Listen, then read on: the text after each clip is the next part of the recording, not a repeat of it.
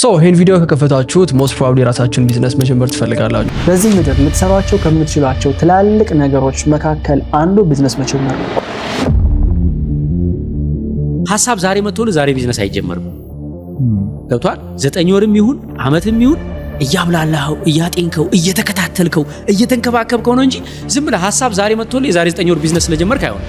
ኢትዮጵያ ውስጥ ያሉ ኢንተርፕረነሮች የራሳቸው ቢዝነስ ጀምሩ ይላሉ። ይህንን ፕሩፍ ለማድረግ የራሳቸውን ቢዝነስ የጀመሩ ኢንተርፕረነሮች ጋር በየቢሮአቸው እየሄድኩኝ ቢዝነስ ሲጀምር ያለውን ፕሮሰስ እና ወሳኝ ጥያቄዎች ጠይቃቸዋለሁ። ፋይናንስ እንዴት ነው ማኔጅ የምታደርገው? ይህን ስራ ከጀመርሽ በኋላ ፋይናንስሽን እንዴት ነው ማኔጅ የምታደርገው? ቢዝነሱ ከተጀመረ በኋላ ከባዱ ነገር ምንድን ነው? አጠቃላይ ቢዝነስ ከመጀመር በፊት ይህን ድርጅት ከመክፈት በፊት ብታውቀው ብለህ የምታስበው ምንድን ነው? የምር የራሳችሁን ቢዝነስ መጀመር የምትፈልጉ ሰዎች ካላችሁ ይህ ቪዲዮ ለእናንተ። በ800 ሺህ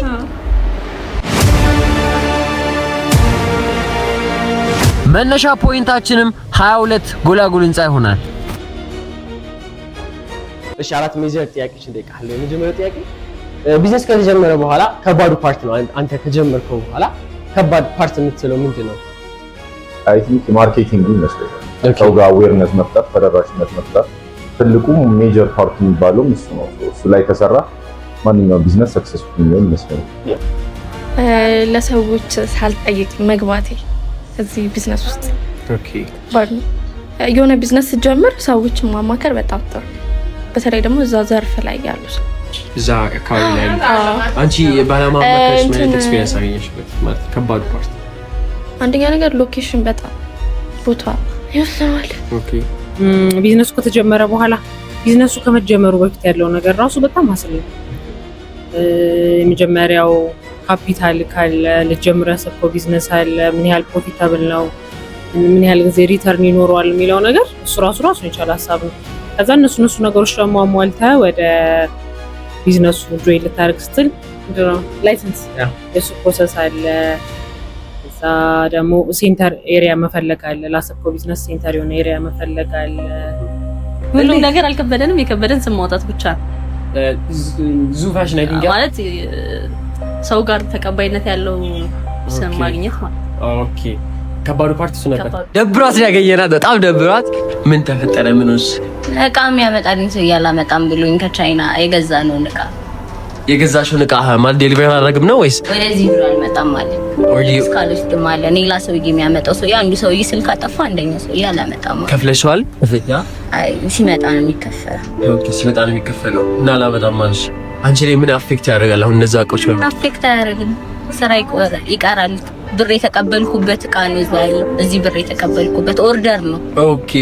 እሱ ነገር አልመጣም ማለት ብዙ ነው ማለት ብዙ አንቻንክ ልብስና ጣም። ኦኬ። እግዚአብሔር ይዳሽ በመንገድ ሽቅና እዚህ ጋር ነው ብዙ ሰዎች የማያውቁት ጉዳይ። እጅ ላይ ያለውን ፕሮዳክት ወይም ሰርቪስ ለመሸጥና ፕሮሞት ለማድረግ ስትሞክር ብዙ ሰዎች አይ አንፈልግም ይለዋል። ብዙ ሰራታ ጀማሪ ኢንተርፕረነሮችም የጀመሩትን ስራ አቋርጠው ይወጣሉ። ነገር ግን እሺ ልግዛ የሚለው ቃል ምናልባት ከመቶ እምቢታዎች በኋላ ሊሆን ይችላሉ። ስኬታማ ኢንተርፕረነሮችን ብትጠይቁ ከብዙ ኖ በኋላ ነው የስ የተባሉት። በዚህ ስራ በመጀመሪያው 6 ወራት ስራ አይኖርም፣ ቤት ኪራይ መክፈል ይከብዳል። ከዛም አልፎ በቃ ለዝጋው ምን አባቱ ከኔ አይበልጥም ያስብላል። ይህ ግን የመጀመሪያው የሥራ ውጣ ውረድ ነው። ታዲያ በዚህ ጊዜ በደንብ መጠንከር ያስፈልጋል። አንዳንዴም ሞቲቬት የሚያደርጉ ነገሮች ያስፈልጋሉ። አጠቃላይ ቢዝነስ ከመጀመርሽ በፊት ኦልሬዲ መልስሽ ላይ ግን ድጋሚ ጠይቅ ብታውቂው ብለሽ የምታስቢው ነገር ከመጀመርሽ በፊት ይሄን ስራ ከመጀመርሽ በፊት ብታውቂው ደስ የሚልሽ ነገር ምንድን ነበር? ቢዝነሱ በጣም ብዙ አቅርቦት ይፈልጋል። በጣም እኔ ደግሞ በትንሹ እንትን የጀመርኩት በትንሹ እንኳን የጀመርሽው በስንት አቨሬጅ ነው የጀመርሽው? ዱሬሽን እንጥራ ከ20 እስከ 30 ማለት ገንዘብ ከ20 ሺህ እስከ 30 ሺህ ባለው ገቢ በ800 ሺህ ተጀመርኩት። በ800 ሺህ 800 ሺህ የምር አይ ይወጣል ብለህ የምታስበው እንደዛ ነው። ዋት በዛ ቢመጣ እንዴ ትንሽ ነው እንጂ እሷ እንደውም 1 ነጥብ ምናምን የጀመረችው። 1 ሚሊዮን 500 እሷ የጀመረችው መነሻው ምንድን ነበር ግን? መነሻው ገንዘብ ያንን ለመሰብሰብ ልብስ በጣም ያስፈልጋል። እንደውም ይሄ በጣም ትንሽ እኮ ነው ትንሽ። ለምሳሌ አሁን 4 ቱታ ምናምን ኦርደር ብታደርግ 4 ቱታ 200 ሺህ ምናምን ቱታ በቃ አይነት አለው። ኦኬ አጠቃላይ ቢዝነስ ከመጀመርሽ በፊት ይሄን ነገር ከመጀመርሽ በፊት ማወቅ ብታውቂው ደስ የሚልሽ ነገር ምንድን ነበር? እውቀት ምን ያስፈልግሽ ነበር? ሁሌ የሚሸጥ ይመስለኝ ነበር። ሁሌ አይሸጥም። ሁሌ ትርፍ አይገኝ። ኦኬ አንዳንዴ በመጣበትም ትሸጠዋል። በመጣበት ዋጋ ገበያ ሲያዩ ሲቅ እሺ አጠቃላይ ይሄ ቢዝነስ ከመጀመሩ በፊት አንቺም እዚህ ኤክስፒሪየንስ ከማድረግሽ በፊት ቢኖረኝ ብለሽ የምታስቢው እውቀት ከመጀመራችሁ በፊት ቢኖረኝ ብለሽ የምታስቢው እውቀት ምንድን ነበር? ለጀማሪዎች የምትነግሪያቸው ቻሌንጆች ባይዘው ትዕግስት ይፈልጋል። ትዕግስት እንዲኖርክ ይፈልጋል። የመጀመሪያ ይሄ ስራ ሲቀጥል ደግሞ ሁሉንም ነገር ማወቅ አለበት። አይ ሚን አይነቶቹን፣ ስራቸውን፣ ስም አላቸው እያንዳንዳቸው ስራ እነሱን በደንብ አጥንተው ቢገቡበት ብዬ እመክራለሁ። እሺ አሁን ለምሳሌ አጠቃላይ ቢዝነስ ለመጀመር ምን እውቀት ያስፈልጋል ብለሽ ታስቢያለሽ? አንቺ አሁን ጀመርሻል ኦልሬዲ ኤክስፒሪየንስ አለሽ፣ ግን ከዚህ በፊት አንቺ አሁን ከዜሮ ብትጀምሪ ምን አይነት እውቀት ያስፈልጋል ብለሽ ታስቢያለሽ? የመጀመሪያው ጎል ያስፈልጋል። ቢዝነስ ምን ያህል ነው ተማረክ ያለበት የሚለውን ጎል ያስፈልጋል። ሁለተኛ ነገር ደግሞ እንዴት ነው ብራንዲንግ ቢልድ ላደርግ የሚችለው የሚለው ነገር እውቀትም ባለው ኤክስፒሪየንስ ብቻ እሱ ነገር ያስፈልጋል። ብራንዲንግ ዴቨሎፕመንት ያስፈልጋል። ብራንዲንግ ዴቨሎፕመንት ያስፈልጋል። ኦኬ የምር ግን አሁን እንደዚህ አይነት ነገሮች አዲስ ከተጀመሩ በኋላ ገበያ ይኖራቸዋል። እንዴት አድርጌ ፔኔትሬት ላድርግ ማርኬቱን የሚለው ሀሳብህና ምን የተሻለ ነገር ወይ ምን አዲስ ነገር ይዤበት ልምጣ የሚለው ነገር እንዳልኩ ጎልህ ነው ታስቀምጥለት ጎል ነው እንትን የሚያደርገው። በጀመርክ አካባቢ ላይ ግን ደንበኛ በደንብ ይመጣ ነበር?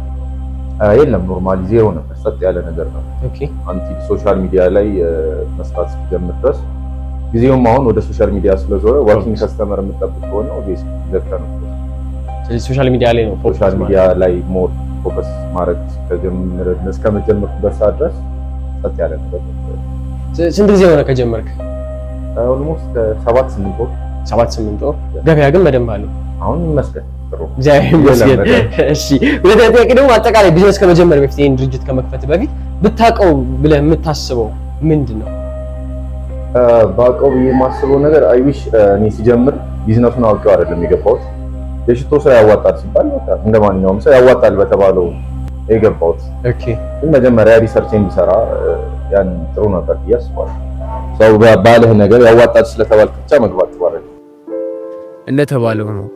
ቢዝነስ ሲጀመር ሰዎች ያዋጣል ስላሉ አይደለም የሚጀምረው። ቢዝነስ ሲጀመር ኮሚኒኬሽን ስኪል፣ የምትመራበት ማስተር ፕላን፣ ድሬሲንግ ስታይል፣ ወርክ ኢቲክስ፣ ስራን በጥራት የመስራት ጥበብ ያስፈልጋል። ቢዝነስ በአንድ ጀንበር በሞቲቬሽን የሚጀመር አይደለም። በቢዝነስ ላይ ብዙ ሰዎች ጫማ መሸጥ ያዋጣል፣ አረ ስልክ መሸጥ በጣም ብዙ ትርፍ አለው፣ እነዚህን ስላሉ አይደለም ቢዝነስ የሚጀምረው። ቢዝነስ ሪል ኢንትረስት እና ትዕግስትን ይጠይቃል። ከዛም በኋላ ጎል ብለው የያዙትን ፕላን ማሳካት ያስፈልጋል። ስኬት ማለት ደግሞ የያዝነውን ታርጌት 100% ማሳካት ነው። ሌላ ደግሞ እስኪ አሁን እንደዚህ አሁን ይሄ እንግዲህ ድርጅት ካምፓኒ ነው። ፋይናንስ እንዴት ነው ማኔጅ የሚደረገው? ገንዘብ እንዴት ነው ወጪ ገቢ እንዴት ነው ማኔጅ የምታደርጉት? ያው በምትሰራው ነገር አሁን ለአንድ ሰራ ምን ያህል ወጪ ኮስት አድርጌ ነው ከዛ በኋላ ተርፌ ምን ያህል ነው የሚለውን ማንተን ብለህ ነው ያው ኦርደር አድርገህ ነው ይሄ ነው ወጪ፣ ይሄ ነው ገቢ፣ ይሄ ነው ትርፌ የሚለው ማለት ነው። ጉልበትህንም ስራህንም ሁሉም ነገር እንትን ብለህ ማለት ነው። ያው እንትን ስትል ደግሞ የወረደ ስራ አለ፣ ከፍ ያለ ስራ አለ። ግን አንተ መስራት ያለበት ጥራት ያለው ስራ ነው። አንደኛም ለከስተመሮችም ማለት ነው። ከስተመር ሲመጣ ለአንድ ቀን ስራ ብቻ ሳይሆን ለዘላቂ መሆን ስላለበት እሱን ኢዝሊ ኮንትሮል ለማድረግ ወጪና ገቢህን መያዝ፣ ወጪና ገቢህን ብቻ ከመያዝ ትጀምራለህ። ኤክስትራ የሆኑ ነገሮች ላይ ባለማውጣት ዋና ቢዝነሱ ላይ ብቻ የሚያስፈልጉትን ነገሮች ታውጣና ከዛ ቤዚክሊ ወጪና ገቢን ኮንትሮል ካደረግ ማለት ይቻላል። ስትከስር ነው የምታውቀው። ስትከስር ነው የሚገባ። ስንት ይከስራቸዋል? አንዴ ብዙ ቡም ተደርጎ ነው ወይስ? አዎ በደንብ። ምን ያክል ሳክሪፋይስ ያስከፈለ? ምን አይነት ችግሮች አመጣብህ? ኧረ ብዙ ነው እሱ እንዴት አድርጌ ይላል ከሰው ተጣልታል? ያው ነው ከመንግስት ብዙ ነው ከላይኛው ከመንግስት አድርገናል። ከታች ወጪና ገቢያችንን እየተቆጣጠረ ኦኬ ቶታል ኮስት how much you pay ቶታል ኮስት ከነ ቢሮ ከነ እቃው ሙሉ ነገሩ እስከ 600 ሺህ really 600 ሺህ አወጣችሁ። ብዙ ጊዜ ፖስት ምን ጫማው እና ደግሞ ፈርኒቸር ከዛ ደግሞ እዚህኛው ዲስፕሌይ ማለት ነው። ዲስፕሌይ ኦኬ ኦኬ አስፋይ ጀማሪ አበጋት ስንት ሆነ? አንድ ወር ማለት ነው። እዚህ ያለንበት ቦታ አንድ ወር ሆኖታል ከተጀመረ። እኔ አሁን ኤክስፔሪየንስ ያደረኩት መጀመሪያ ከመጀመሪያ በፊት ኢነርጂቲክ አልነበርኩም። እንደው የኔ በተቃራኒ ኦፖዚት ነበር። ጭንቀቱ ምናምን መጀመሪያ ላይ ነበረ። ከዛ በአጋጣሚ ሆኖ ደግሞ የመጀመሪያዎቹ 2 ወሮች ላይ እኔ በደንብ ይሰራው ያችን ነገር ኤክስፔሪየንስ ያደረኳት 2 ወሩን ባለመስራት በመቆየት ምናምን ሳይሆን መጀመሪያ ተጨንቄ ከዛ ቢዝነሱ ጥሩ ነገር ላይ ስለነበረ ያን ያልተናማ አሁን ለምሳሌ እኛ አሁን እንግዲህ እንደዚህ አይነት ስራ መጀመር የሚያስብ ሰው ሜጀርሊ የሚያስባቸው የቤት ኪራይ፣ የእቃው ወጪ ምናምን ነው እና ከዛ በኋላ ያሉት ለምሳሌ ትንንሽ ክስረቶች አሉ፣ እንደዚህ አይነት ከባድ ነገሮች አሉ እና እንዴት ነው ማኔጅ የሚደረግ? ለምሳሌ አሁን ገቢ ወጪ ለምሳሌ እቃው 10,000 ብር ቢሰጥ 5,000 ብር ባተርፍ ለምን ይሆነኛል? ቤት ኪራይ አለ፣ ግብር አለ፣ ሰርቪስ አለ፣ ሰራተኛ መክፈል አለ፣ ብዙ ነገር አለና እነዚህ ነገሮች እንዴት ነው ማኔጅ የሚደረጉት? ትርፍ የምትለው ምንድነው? አንደኛ የቤት ኪራይ ነው፣ ሁለተኛ የሰራተኛ ነው፣ ከዛ የራስን ጉልበት ያወጣውን ጨምረ ነው ትርፍን የምትይዘው። ላይክ ሞር ባተረፈና ደግሞ ለስ ባተረፈለም ያ እስክትለምድ ድረስ ትርፍ ኪሳራ እንዳለ አምነበት ነው የምትገባው።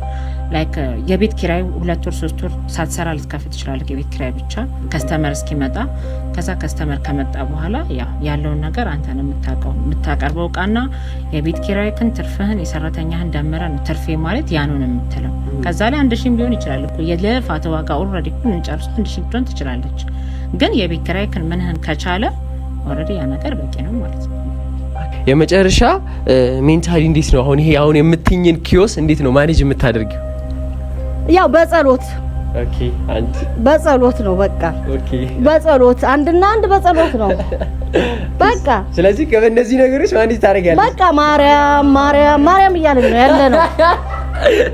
ቴንክ ዩ ሶ ማች አመሰግናለሁ። በቃ የቢዝነስ ሪያሊቲ እንደዚህ ነው።